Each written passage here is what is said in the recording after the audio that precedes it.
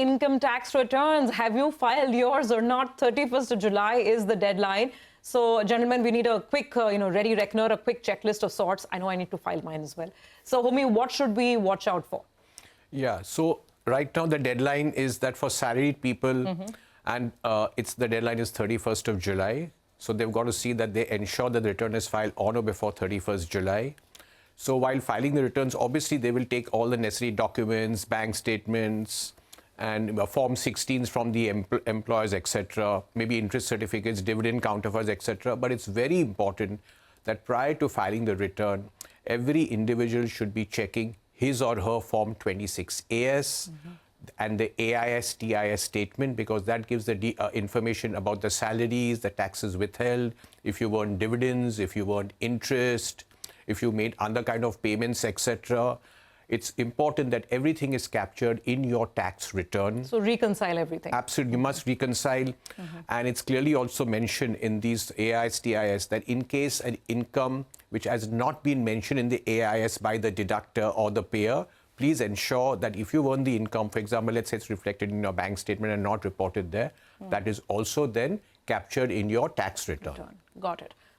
Any tips on this? I think that, of course, as Homi mentioned, very important point that you reconcile 26AS with AIS, because any such mismatch may result in demand later or any addition. The second important point is to select the right ITR form. So you have ITR 1, 2, 3, 4. So 1 and 2 is for people who are not having business income.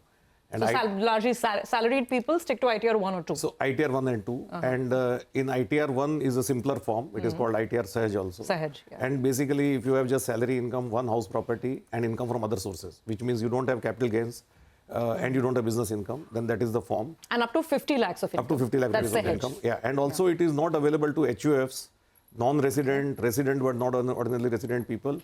Also, if you are director of a company or you are holding shares also, even though it may not result in income, then also you cannot file form ITR 1. So it is, you have to just make sure that you fill the right form. Otherwise, it may be treated as invalid return. The also third point is that you should put your revalidated bank account because then the refund will be quicker to get, and also you can get the EVC code for when you have to do the e-verification of your return. Okay. Then at least your bank account which is duly validated with your PAN and your so that the refund is easier to get into that.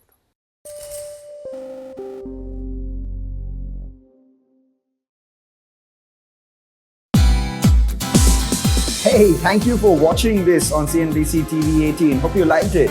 For more such interesting news and updates, follow CNBC TV18 on all the social media platforms.